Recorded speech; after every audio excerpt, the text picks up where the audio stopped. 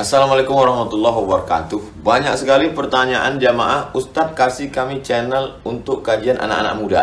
Di antara anak muda berasal dari Aceh, luar biasa, channelnya Maulizul Akbar Nak. Tonton, subscribe, like, share, komen. Assalamualaikum warahmatullahi wabarakatuh.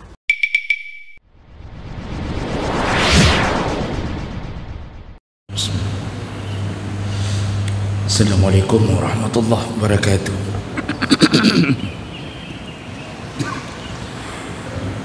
Alhamdulillahirabbil alamin. Wassalatu wassalamu ala nabiyyina al-Mustafa Muhammadin wa ala alihi wa ashabihi ajma'in. Amma ba'd. Rabbi shrah li sadri wa yassir li amri wa hlul 'uqdatam min lisani yafqahu qawli. Segala puji bagi Allah, kemudian salawat dan salam kepada Rasulullah, pada keluarga dan seluruh sahabat-sahabatnya. Bapak Ibu jemaah salat subuh yang Allah muliakan insyaallah.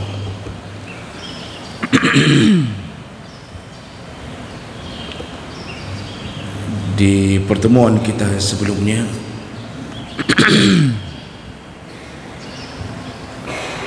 kita membahas tentang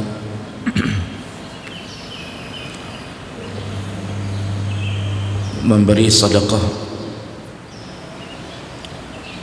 termasuklah kepada binatang, kepada hewan. Ketika kita memberi makan kepada binatang-binatang liar, dan juga ketika kita memberikan minum kepada hewan-hewan baik yang kita pelihara ataupun yang tidak dipelihara, dan itu dijamin oleh Rasulullah mendapatkan pahala. Jadi bersedekah kepada hewan pun mendapatkan pahala. Kalau seandainya kepada hewan bisa mendapatkan pahala, bahkan seseorang bisa masuk surga dengan memberi minum seekor anjing, maka sungguh memberi kepada sesama mukmin, sesama manusia, itu lebih besar pahalanya.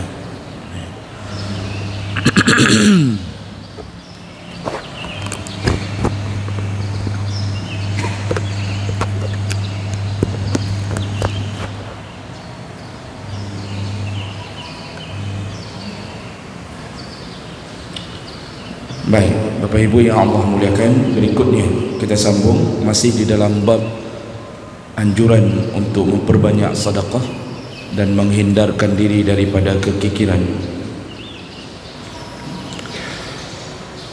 Hadis berikutnya dari Anas bin Malik radhiyallahu anhu qala qala Rasulullah sallallahu alaihi wasallam, Rasulullah berkata, sab'un tajri lil 'abdi ba'da mautihi wa huwa fi qabrihi. Ada 7 amalan yang mengalir kepada orang yang melakukannya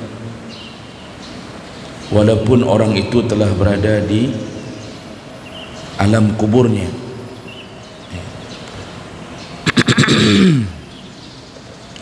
Jadi Rasulullah mengatakan bahawa ada 7 perkara atau 7 amal saleh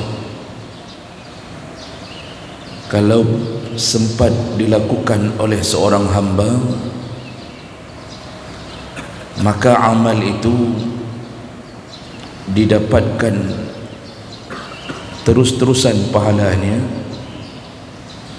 baik ketika hidup maupun sampai dia sudah berada di alam kuburnya atau di alam barzahnya. Nah, ini berarti yang dimaksud adalah amal jariyah. Bahasa jariyah itu diambil dari bahasa jara yajri, artinya berlari. Dan berlari ini menunjukkan bahawa amal yang kita lakukan itu tidak berjalan tapi berlari, saking cepatnya sampai kepada pemiliknya. Maka tadi Nabi pun menggunakan bahasa sab'un tajri lil abdi, ada 7 perkara yang berlari. Jadi kalau berjalan itu lambat sampainya, kalau merangkak itu lebih lambat lagi, tapi ini berlari. Nah, apa 7 amalan itu? Yang pertama kata Nabi, man 'allama ilman, siapa yang di dunia pernah mengajarkan suatu ilmu, yang pernah mengajarkan suatu ilmu, lalu ilmu itu bermanfaat dan diamalkan oleh orang lain, maka dia dapat pahala dari amalan orang yang sudah diberi ilmu itu tanpa mengurangi pahala mereka, dan itu terus bertambah-tambah ketika orang yang kita beri ilmu juga kemudian melanjutkan informasi itu kepada orang lain. Jadi terus seorang guru punya murid, yang murid punya murid, lalu murid ini juga punya murid lagi. Nah, ini kalau dalam bahasa bisnis disebut multi level marketing. Begitulah hebatnya pahala yang diberikan ketika kita mengajarkan ilmu kebaikan di dunia. Rasulullah sallallahu alaihi wasallam pernah menyebutkan dalam hadis yang lain, man dalla ala khairin falahu ajru fa'ilihi, barang siapa yang menunjukkan satu kebaikan kepada orang lain, maka dia dapat pahala dari kebaikan yang dilakukan oleh orang yang telah kita beri petunjuk.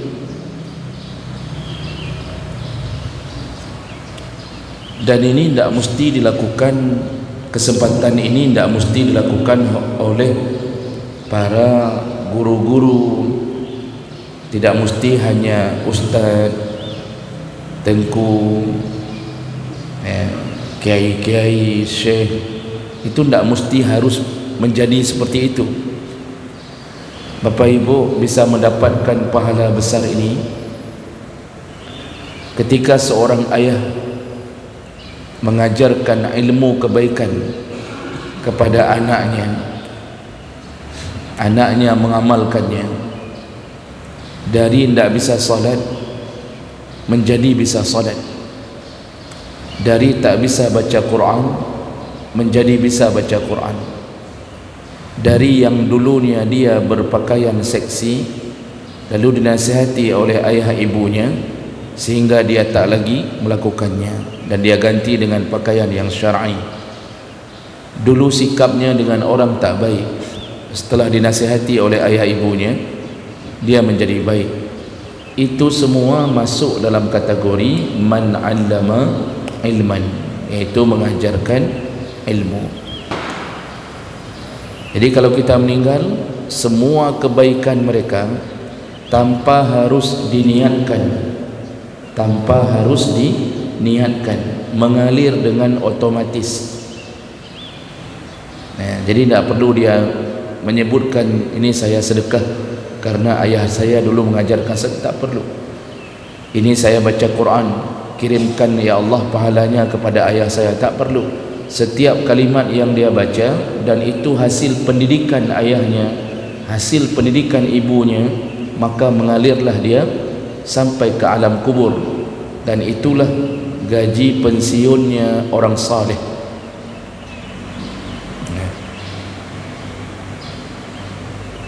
Oh, lebih besar lagi kita lakukan, lebih besar lagi pahala yang kita dapatkan.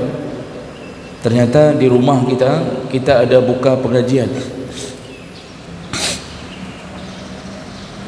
Di rumah kita sediakan tempat sekaligus kita mengajarkan Quran untuk anak-anak di komplek. Ada sekitar 50 orang yang pernah belajar Quran kepada kita. Mereka bisa baca Quran, satu huruf dihitung 10. Bukan hanya untuk mereka, tetapi juga dikirimkan kepada orang yang mengajarkan ilmu itu kepada mereka. Lalu mereka juga ternyata ketika sudah besar, mereka berencana untuk buka TPA yang baru. Jadi anak-anak kita yang kita ajarkan itu, murid-murid kita itu, mereka buka tempat TPA yang baru. Dan dia punya murid mungkin 100 orang, 150 orang. Semua pahala mereka dikirim kepada gurunya, dan ini juga dikirimkan kepada yang mengajarkan gurunya. Nah, ini makanya jangan sampai kesempatan besar ini hilang. Banyak-banyaklah ajarkan kebaikan pada orang lain. Sahabat kita yang belum faham, fahamkan dia dengan ilmu agama. Jemaah melakukan Allah Subhanahu wa taala. Sungguh beruntung ketika seseorang yang pernah hidup di dunia lalu menjadi tumpuan ilmu dari orang banyak. Ini kita baru bicara level kecil saja sudah begitu pahalanya. Dan bayangkan bagaimana para ulama-ulama mujtahid, jadi selevel Imam Hanafi, Maliki, Syafi'i, Hambali, yang hari ini kitab-kitab mereka diajarkan di belahan semua belahan dunia muslim. Berapa ratus juta orang yang sudah mengambil manfaat dari ilmu mereka. Kalau daerah-daerah Turki, itu daerah-daerah negara Balkan, Turki, Turkmenistan, Azerbaijan, ya, dan muslim-muslim di Rusia, itu mereka hampir semuanya bermazhab Hanafi. Afghanistan, ya, itu bermazhab Hanafi. Pakistan bermazhab Hanafi.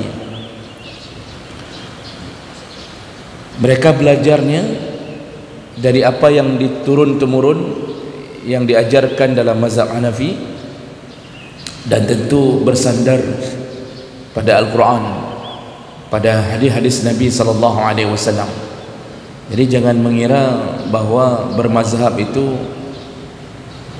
lalu dianggap keluar dari Al-Quran dan hadis. Karena ada orang-orang yang picik pikirannya hari ini, menganggap mazhab itu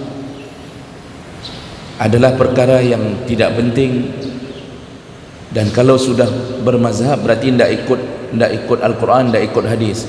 Ini picik sekali pikiran seperti ini, sehingga mereka mengharamkan bermazhab. Kita tidak boleh bermazhab, kita harus kembali ke Al-Quran dan Sunnah. Padahal mazhab itu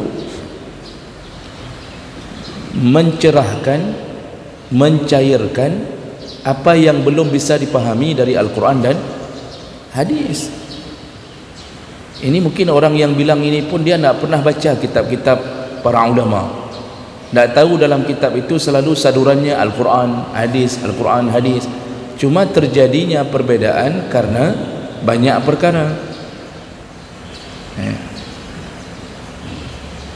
Nah, jemaah melakukan Allah, di negara-negara sebahagian di Timur Tengah itu bermazhab Maliki. Maroko Maliki, Tunisia Maliki, Libya Maliki. Lalu di sebahagian negara yang lain itu bermazhab Syafi'i, Mesir Syafi'i. Kemudian kalau di Asia Tenggara hampir rata-rata bermazhab Syafi'i. Lalu sebahagian negara bermazhab Hambali. Arab Saudi itu Hambali. Jadi semuanya memakai ilmu mereka untuk mengetahui maksud Al-Quran dan hadis, dan itu diajarkan turun-temurun. Sedangkan mereka semua hidup di bawah 300 Hijriah, Pak. 4 mazhab ini semuanya hidup di bawah 300 Hijriah. Kalau ada orang yang mengatakan bahasa salaf, jadi ada orang yang mengatakan ni orang salaf, atau biasa terdengar salafus salih. Siapa orang salaf itu? Siapa disebut kelompok salaf? Salaf itu yang hidup 300 Hijriah ke bawah, masa kenabian sampai 11 Hijriah. Itu Nabi meninggal di awal 11 Hijriah, Nabi meninggal. Lalu masa sahabat, kemudian masuk masa tabi'in. Nah, tabi'in itu dimulai dari zamannya Imam Hanafi, lalu kemudian terus bergulir. Imam Syafi'i itu lahir 150 Hijriah, dan semua mereka ini masuk golongan salaf. Jadi orang-orang terdahulu yang masih murni mengikuti metode Nabi SAW. Nah, di atas 300 Hijriah itu disebut khalaf. Jadi imam-imam mazhab ini semuanya salaf. Anehnya ada yang mengatakan dirinya orang salaf tapi mengharamkan mengikut 4 mazhab karena dianggap seperti bukan salaf. Ada 4 kesimpulan lagi-nya saya tak faham, Pak. Yang saya mau kasih tahu bahawa semua imam-imam mazhab ini mengajarkan ilmu dari tiang-tiang masjid dan penuh cobaan hidup. Imam Hanafi itu berapa kali ditangkap, disiksa. Kemudian Imam Syafi'i juga pernah ditangkap.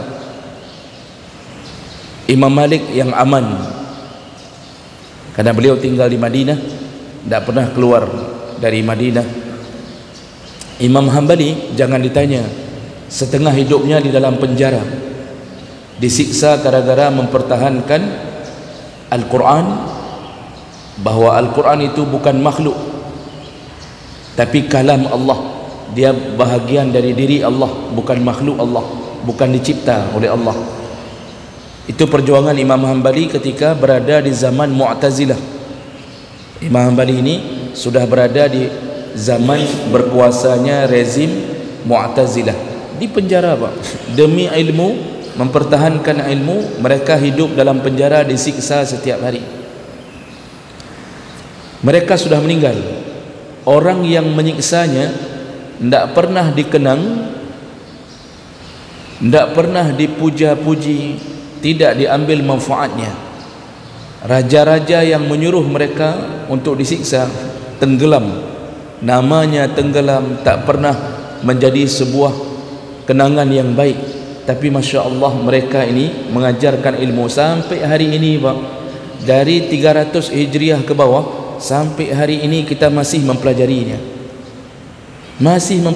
Sudah berapa tahun, Pak? Sudah 1100 tahun lebih. Bayangkan sudah berapa banyak gaji pensiun yang dikirimkan ke mereka, sudah berapa banyak murid-murid, sudah miliaran orang mengambil manfaat dari mereka. Subhanallah, hidup menyebarkan ilmu itu amal paling hebat. Inilah makanya semua kita, Pak, kalaupun kita tidak bisa memberi ilmu itu sendiri, kita mungkin ya tidak terlalu faham tentang maksud Al-Quran, kita tidak punya ilmu mengajarkan fiqh macam-macam, maka banyak jalan menuju surga. Kalau kita tidak bisa langsung mengajarkannya, bagi orang kaya sediakanlah fasilitas agar orang lain bisa mengambil manfaat dari ilmu. Kita tidak mampu mengajarkan langsung, tapi bisa dapat kebanjiran pahala. Bisa kebanjiran pahala ketika orang-orang yang menuntut ilmu itu mereka tidur di asrama yang ternyata asrama itu wakaf dari kita. Mereka bisa dapat masjid, bisa dapat musalla untuk belajar, ternyata musalla itu pun wakaf dari kita. Mereka bisa makan minum dengan tenang, ternyata itu pun hasil sedekah dan wakaf kita. Mereka menuntut ilmu dengan tenang. Jadi ini sebenarnya diraih karena tentu kita tidak sama kemampuan kita masing-masing. Makanya salah satu sahabat Imam Syafi'i, saya lupa namanya, disebut di dalam riwayat, beliau itu tidak mampu lagi belajar. Karena kalau Imam Syafi'i pintar sekali, mudah sekali menyerap pelajaran. Ini beliau ini tidak sanggup, hafal Quran tidak sanggup, diajarkan ilmu berulang-ulang juga tidak masuk-masuk. Akhirnya beliau mengatakan kepada temannya, yaitu Imam Syafi'i, engkau lanjutkanlah belajar, biarlah aku berdagang mencari rezeki, dan kuniatkan setengah dari hasil rezeki yang kudapatkan kuberikan untukmu untuk melanjutkan perjuangan menuntut dan menyebarkan ilmu. Jadi begitu dia tahu diri bahawa dia tidak diberi Allah keterbatasan dalam pikiran untuk menuntut ilmu, dia langsung cari jalan lain. Jadi dia membiayai perjuangannya Imam Syafi'i untuk melanjutkan mendakwahkan ilmu. Itu sama-sama dapat pahala yang besar. Maka jemaah melakukan Allah Subhanahu wa taala, ini perkara pertama yang akan terus mengalir ke kuburan pahalanya. Kemudian yang kedua, kata Rasulullah, aukara nahran, barang siapa di dunia yang pernah mengalirkan sungai, membuat aliran air sungai. Ini maksud membuat aliran air sungai, membuat aliran air agar bermanfaat kepada orang banyak. Apa saja Pak? Contohnya kita ikut memberikan sumbangsih kita untuk membuat irigasi agar orang lain mendapatkan manfaat, air itu mengalir ke sawah-sawah. Atau kita buat parit, agar orang-orang yang tinggal di komplek kita tidak lagi menghadapi banjir, dan kita keluarkan biaya. Kita yang bilang berapa sak semen butuh ini, buat parit agar enggak banjir lagi. Orang mengira kalau air parit itu mengalirnya dalam keadaan kotor, di situ mengalir kencing, mengalir macam-macam. Orang mengira itu tak menuai pahala. Gara-gara kita buat parit itulah satu kampung bisa nyaman kembali hidup. Ketika hujan, tak banjir lagi, sudah tahu kemana arah mengalir. Dan dengan biaya gedanya, itu uang yang kita pakai, itu uang kita. Meninggal kita Pak, semua kebahagiaan orang-orang yang kita selamatkan dengan perjuangan kita membuat parit, itu mengalir, pahalanya mengalir kepada orang yang mengalirkan air tersebut. Nah, itu maksud mengalirkan sungai. Kadang kan kalau sungai, bagi negara-negara sebahagian, sungai itu memang mengalir sendiri. Kecuali negara-negara tertentu Pak, itu membuat sungai buatan. Seperti Libya, itu membuat sungai buatan. Dan itu inisiatif dari misal Muammar Gaddafi dulu, membuat sungai buatan. Lalu kemudian ada beberapa negara lain yang kekurangan air, jadi menyuling air dari laut dengan membuat sungai buatan. Itu tentu kalau level sekarang kita tidak sanggup. Maka siapa yang memberi ide itu untuk menyelamatkan rakyatnya, maka presiden itu mendapatkan pahala jariah dari hasil kebaikannya. Nah, jadi ini amalan kedua, mengalirkan air. Sungai hanya sebagai kiasan, tapi maksudnya apapun yang kita alirkan demi menyelamatkan dan membahagiakan orang lain, itu mengalirnya sampai ke kuburan. Kemudian yang ketiga kata Nabi, au hafara bi'ran. Amal jariah yang paling hebat berikutnya adalah siapa yang di dunia pernah menggali sumur, membuat sumur. Makanya salah satu wakaf yang paling mulia adalah membuat sumur. Jadi buat sumur di mana-mana dibutuhkan sumur, kita beramai-ramai mewakafkan. Untuk pesantren mana perlu sumur, kita wakafkan.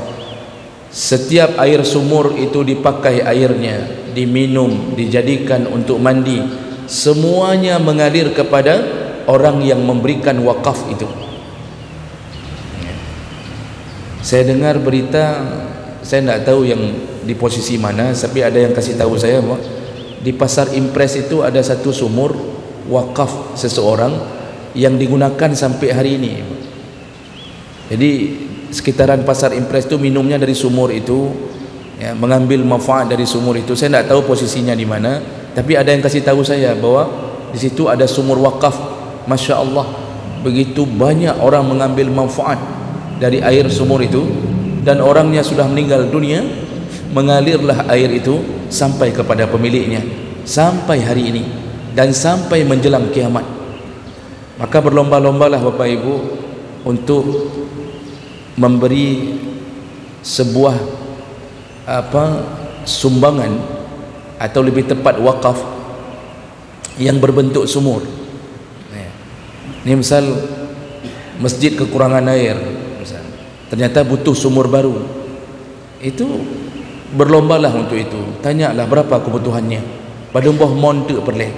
Kita ambil satu, atau bersama-sama kumpul uang buat satu sumur. Ini jemaah melakukan Allah, jangan sampai meninggal. Tidak ada satu pun peninggalan jejak kaki kita di dunia. Pilih salah satu, boleh tadi mengajarkan ilmu, bantu untuk ada guru, atau alirkan, buatlah aliran sungai, aliran air, atau berikanlah wakaf sumur. Au gharasa nakhlan. Perbuatan keempat yang akan mengalir terus-terusan yaitu gharsu nakhl, menanam pohon.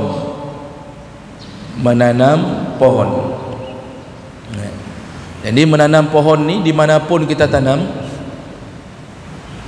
semua orang yang berteduh di bawahnya pahala mengalir ke kita. Semua orang yang mengambil manfaat dari pohon itu, dia minum. Misal kita tanam pohon kelapa, ada orang berteduh, lalu dia lihatnya ada buah kelapa, dia ambil, dia minum, itu semua yang meminumnya pahala untuk kita. Lalu pohon itu diambil untuk mencungkil gigi seseorang, ya, dia lihat ada pohon, dia patahkan sedikit lidinya, dia congkel gigi, ketika mungkin tersekat gigi itu dengan apalah, ayam lah, daging atau macam-macam, sampai truk bak cungkil ego api, menyelamatkan kesulitan orang dengan satu lidi yang diambil itu pun berpahala. Kalau bapak tak percaya itu pahala, tanya sama malaikat. Nah pahala watai gecok bak kaya kedanyo, itu pun berpahala. Maka banyak-banyak tanam pohon.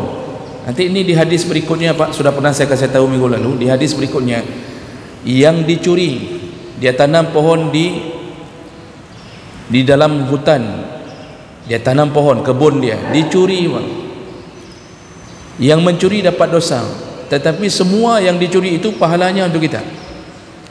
Dimakan oleh burung, apa yang dimakan oleh burung, dibawa lari oleh kelelawar, semuanya untuk kita, si penanam pohon. Maka banyak-banyak tanam pohon. Ini di masjid misal ada tanah-tanah kosong yang ingin mewakafkan pohon, saya tanam pohon satu. Pohon apa yang bermanfaat untuk masjid? yang mungkin kalau hasilnya pun kalau dijual bisa digunakan untuk masjid. Misal kita sumbang, saya sumbang 10 pohon kelapa untuk masjid, ditanamlah Pak, membesar kelapa itu, berbuah, dan kita boleh mensyaratkan ini buah ini untuk masjid. Jadi dijual oleh masjid, digunakan untuk kebutuhan masjid. Masya Allah, dari pohonnya dapat, lalu dapat lagi dari apa yang dimanfaatkan oleh masjid. Saya pernah menemukan satu orang, sebenarnya banyak yang melakukan amal ini, tetapi pernah saya menemukan satu orang, dia tanam pohon kelapa di sepanjang irigasi. Ini di kampung, menjadi apa? Di kampung, orangnya saleh, sudah meninggal. Dia tanam pohon kelapa di sepanjang irigasi, bukan di dalam irigasi, di pinggir-pinggiran irigasi. Dia tanam sepanjang itu, di samping irigasi itu sawah Pak. Sawahnya luas sekali. Jadi dia tanam itu berpuluh pohon kelapa. Lalu beliau mengatakan kepada anak istrinya, ini pohon ini saya wakafkan. Kalau ada orang yang datang ke sawah, mereka semula apa bahasa Indonesianya,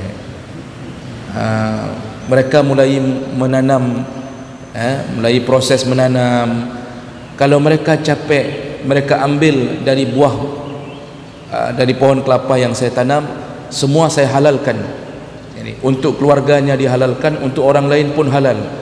Dan saya lihat sendiri Pak, orang-orang yang datang ke sawah udah capek, duduk di pinggiran irigasi, ambil satu, minum, ambil satu, besoknya ambil satu, minum, dan buah itu terus berbuah subur. Orangnya telah meninggal, Masya Allah. Sampai ke situ beliau mempersiapkan bekal menuju ke akhirat. Berapalah modal puluhan pohon kelapa. Makanya kalau yang mau sumbang ke masjid macam-macam Pak, nah itu kasih tahu panitia, saya bahlung sumbang padumpah baunya dong sumbang. Jadi kita tak lama untuk melakukan itu, tak lama, tapi Masya Allah pahalanya begitu lama Pak. Karena kita berada di alam kubur, itu tak tahu sampai kapan, karena tak ada dalil dari orang meninggal lalu menunggu tiupan sangkakala pertama. Itu kan sangkakala pertama kan untuk membuat yang lain meninggal semua. Itu berapa lama ke sangkakala kedua? Itu tak ada dalil yang menyebutkan berapa lama. Dari sangkakala pertama ke sangkakala kedua untuk membangkitkan kembali, itu tak ada yang tahu. Bisa puluhan ribu tahun berikutnya. Kita berada di alam barzah itu lama Pak. Man bayangkan kita duduk di alam barzah, dapat gaji terus-terusan mengalir, tak berhenti-berhenti. Masya Allah. Maka oleh karena itu berjuanglah, tanamlah pohon di depan rumah pun. Kalau sudah tanam pohon, kalau ada anak yatim lewat, suruh petiklah. Dia tak sanggup petik, kita petik, bagikanlah. Kita kasih tahu tetangga-tetangga, ini yang ini panen, siapa mau ambil-ambillah. Ambil semuanya, tak apa-apa. Tapi yang anehnya itu kadang-kadang ada orang bilang ambil-ambillah. Begitu diambil rupanya udah berplastik semuanya. Udah terbungkus plastik semuanya Pak. Najib cok mesti tahu. Ada anak yatim lewat, baru lihat-lihat aja sudah digerham dari balik jendela. Pupuk kanan katanya. Dulu bilangnya ambillah. Setelah itu kan membukuhkan plastik manduk. Jadi jemaah melakukan Allah, ini amalan menanam pohon. Kemudian aubana masjidan, barang siapa pernah membangun masjid. Ini Masya Allah, karena ada janji Nabi, siapa yang membangun masjid di dunia, maka Allah bangunkan rumah untuknya di surga. Walaupun yang dia bangun itu hanya sebesar sangkar burung. Itu kata Nabi. Kita kan tak mungkin bangun satu orang ni masjid sebesar ni Pak. Tapi kita pernah sumbang. Saya sekian puluh sak. Nabi jangankan sekian puluh sak, yang pernah nyumbang sebesar sangkar burung. Ini bahasa Nabi. Sangkar burungnya bina Pak. Kita pernah kasih semen 1 kilo, tertempel di salah satu tiang masjid. Kita ikut berada di dalamnya. Itu pun dibangun rumah di surga Allah Subhanahu Wa Taala. Cuma saya tak tahu apakah rumahnya di surga sebesar sangkar burung juga, itu saya tak tahu. Beno jo. Ini kan kecil sekali. Paling kurang kan satu sak semen. Jadi jemaah melakukan Allah, jangan sampai ketinggalan berjuang membangun masjid.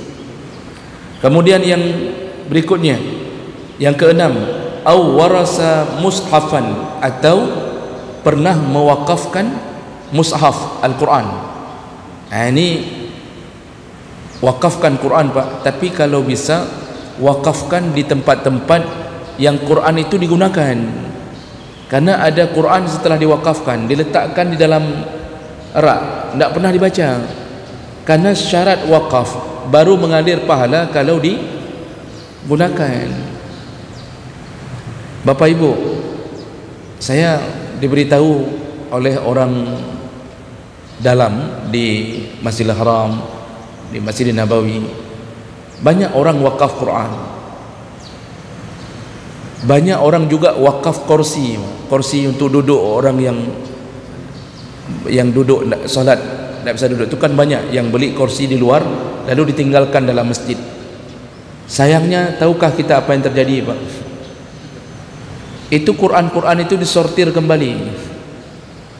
Ada Quran yang tidak sesuai dengan apa yang sesuai dengan standar Madinah Makkah, itu disortir Pak, dibawa, tidak diletakkan lagi di masjid. Dan kursi-kursi yang kita berikan ke masjid banyak yang sudah disingkirkan karena terlalu banyak sampai memenuhi di masjid Pak. Itu ada yang sudah disingkirkan. Jadi bahasa lebih vulgarnya, ada yang sudah banyak yang dibuang. Dan saya didampakkan, Ustaz lihat nih video kursi-kursi yang dibuang dari Masjidil Haram dan Masjid Nabawi, cukup banyak Pak. Ratusan ribuan kursi, metumpuk kursi Pak, udah jadi sampah kursi. Kenapa? Terlalu ramai. Jadi yang mau saya bilang apa Pak, kalau wakaf sesuatu yang kemungkinan tidak dibuang. Karena kalau sudah tidak digunakan, pahala wakaf itu tidak mengalir. Kita wakaf ambal di masjid, lalu ambal kita sudah tua sekali Pak, sudah terkelepek, sudah koyak, orang salat pun sudah berdarah-darah pas bersujud Pak. Lalu ketika masjid diperbaharui, panitia masjid memutuskan kita ganti ambal yang baru, lalu kita marah-marah, kita bilang hanjut boh ambai sajadah yang saya beli tidak boleh buang. Itu kayak mana? Sedangkan itu tidak bisa dipakai lagi. Ya wajarlah kalau dibuang, tidak dipakai lagi karena ketuhanan. Jadi apa yang harus kita lakukan? Perbaharui wakafnya. Begitu ada keinginan untuk membuat ambal di masjid yang baru, perbaharui wakaf, kita pun ambil lagi wakaf yang baru. Ini kita baru ada dua ambal Pak di masjid. Ini saya belum tahu program masjid apakah akan menambah atau tidak. Kalau ada program menambah, ikut andillah di masjid manapun. Hana mecih cari bak masjid yang tanya galak. Karena na orang nyo masjid long, nyan kan masjid long. Ini masjid kita, itu bukan masjid kita. Ada yang model prinsip begitu Pak. Jadi mengharamkan diri solat di masjid ini, bolehnya hanya di masjid ini. Kadang-kadang ada yang mengatakan itu masjid bid'ah, nyan masjid sunnah. Pak berapa ilmu lagi nyan? Hana mampu pegot. Maka saya akan berulang-ulang saya sindir. Nanti ada ustaz bid'ah, ada ustaz sunnah. Jadi kalau ustaz sunnah sudah wajib masuk surga, walaupun salah. Kalau ustaz bid'ah, apapun kebaikan tetap dianggap tidak baik. Itu pikiran itu muncul karena kesempitan hati. Jadi aneh-aneh Pak. Jadi ada ustaz sunnah, ustaz wajib, ustaz haram, ustaz makruh. Apa ustaz dum ini. Jadi hati ini mengajak kebaikan, tapi hati kita sendiri tidak baik melihat orang. Nah, baik. Jadi itu wakafkan Quran, tapi usahakan di tempat yang dipergunakan. Dan yang terakhir yaitu taraka waladan yastaghfiru lahu ba'da mautih.